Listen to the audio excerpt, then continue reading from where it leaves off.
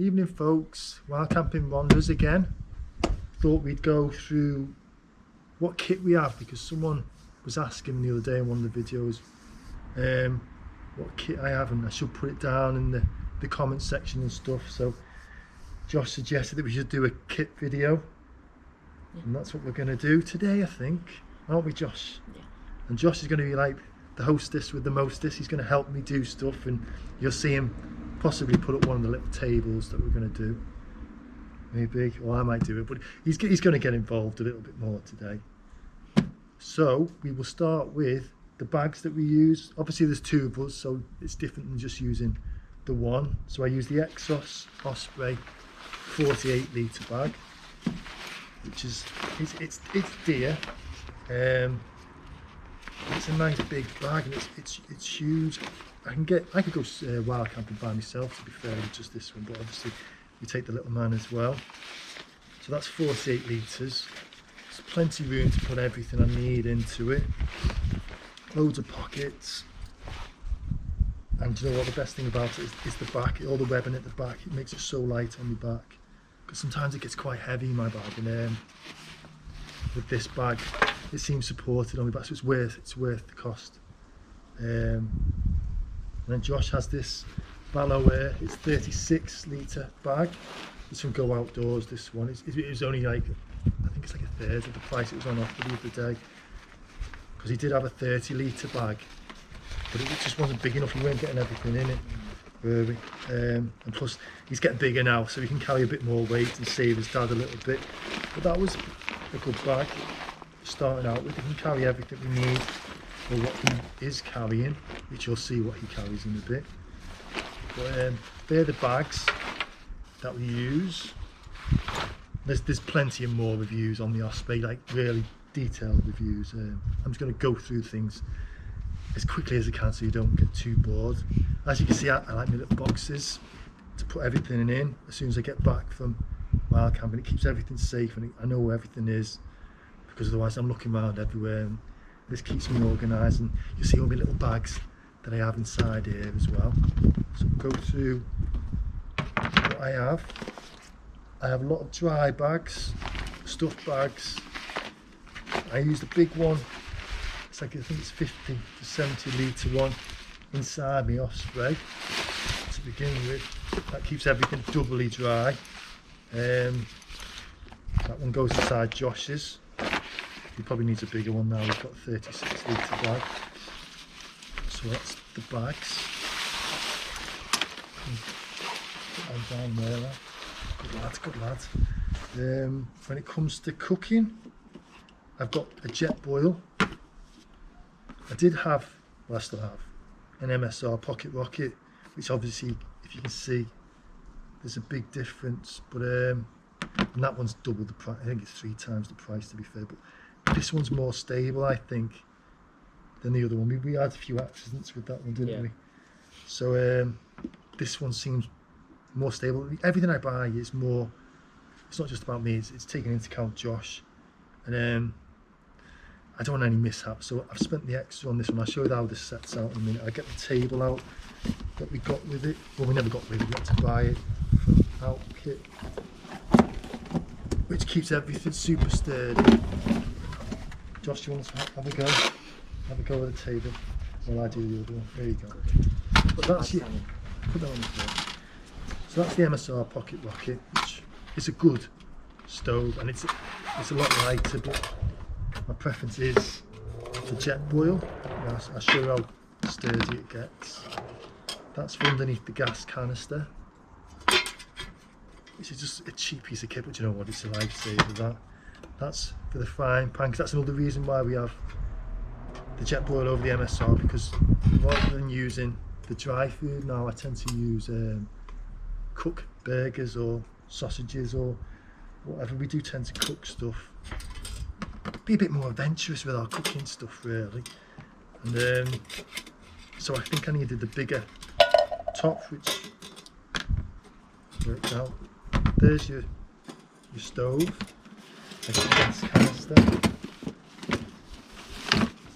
I always take 2 with me because I can never work out when they're running out, you can shake them, but there's always a little bit more in it. But I just feel it's more safer to not gamble and just take the one and then run out, and Josh has no dinner then, and they start wasting away. So we've got this jet boil, which, as you can see, is sturdy.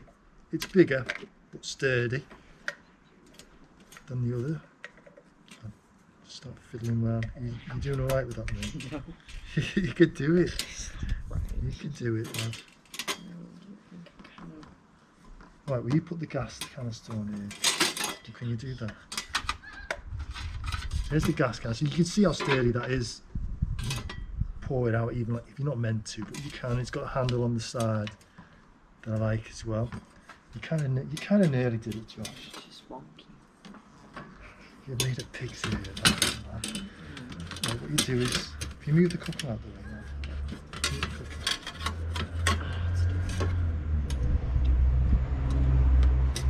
And you can stick the two of them together. It's not as hard as what it looks, honestly. It's Josh has had a go. If you just put it together like that, yeah, in,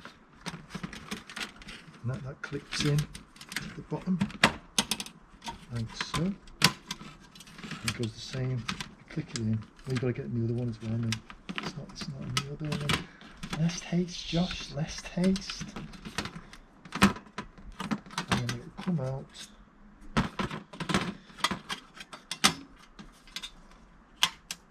Like so. And there's your table. There's your stove, and then I have got an MSR skillet, which is what I use to cook, and obviously that will come off if you were cooking water. That will go on. Again, they can be fiddly, but I always get there in the end. Don't we, Josh? I just broke the end off it though. Just broke it. It's not broke. Anyway, that goes on like so, and then the skillet will go on like that. And that's what we cook burgers on, because it's easier than using that. But it's not, I don't know. As you can see, it was fiddly then, but it doesn't usually take us that long. So that's the cooking gear that I use. It's a fold down handle. It's quite dear though. I think that was like 30 odd quid just for a pan. And you can get cheaper one. I think you're just paying because of the fact it's MSR, but it does me, or it does us. So put that away.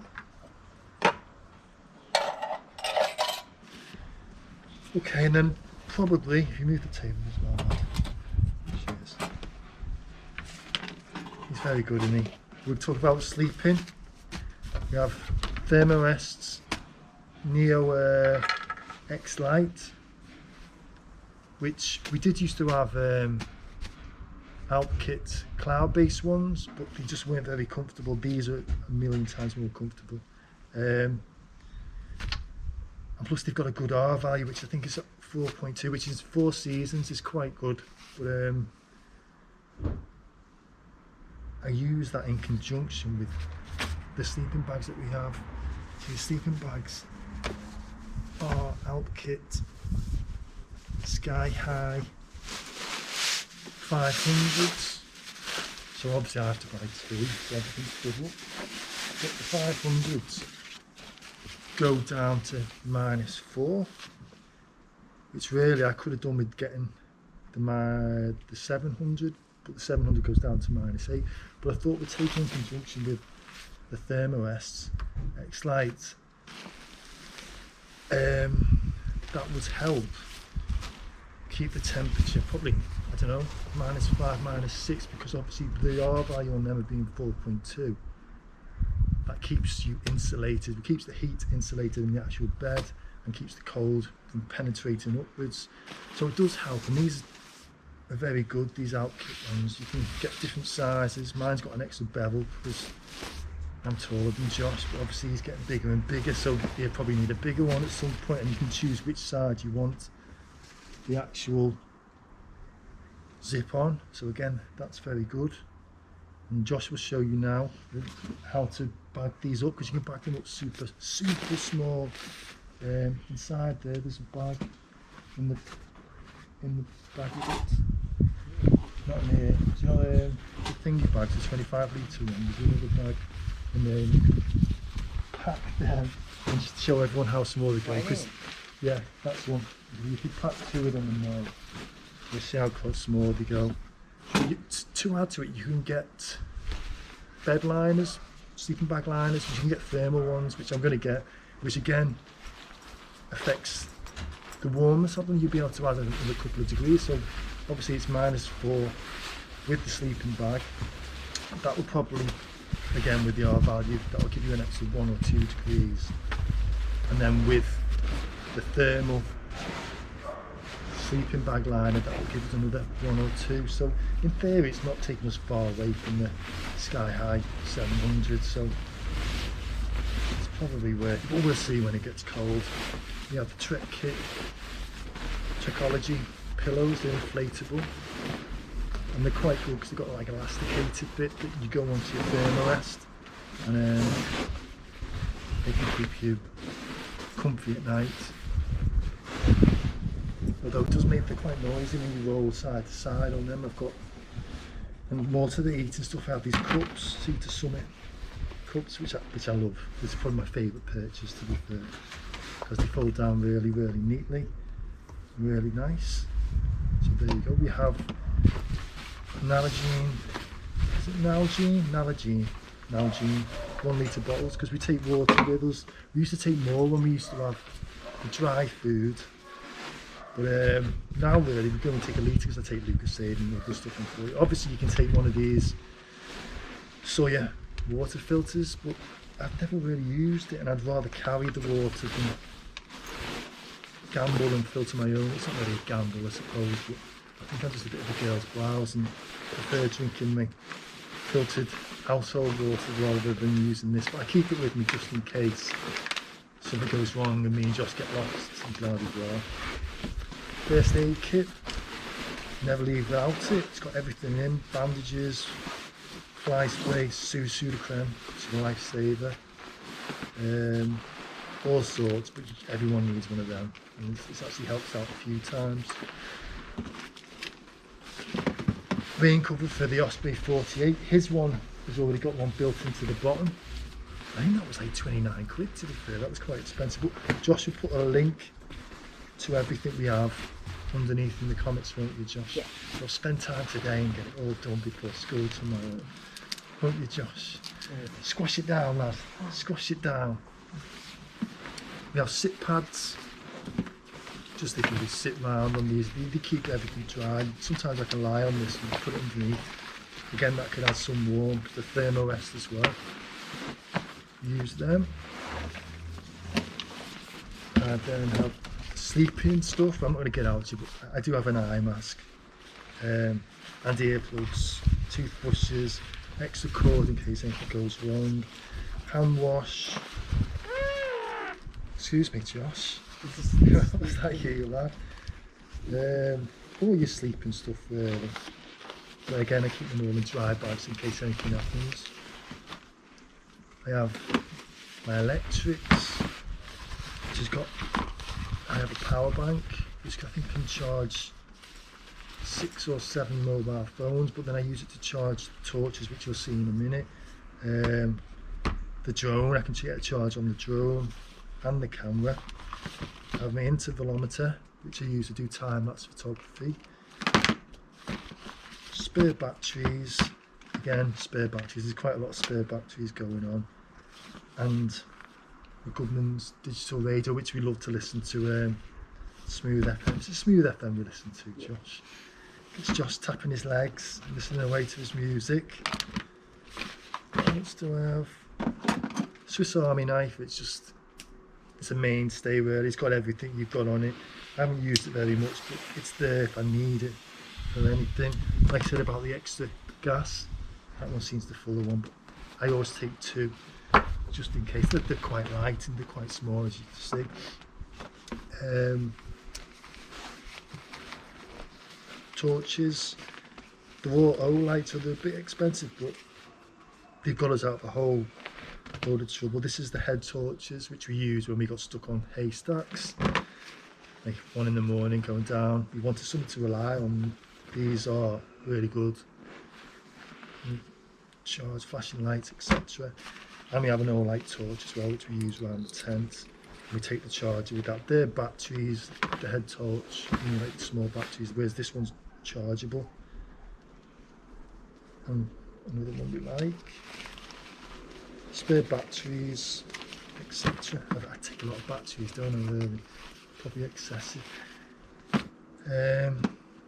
Sea to summit, in case you get caught out and you need to go to the toilet.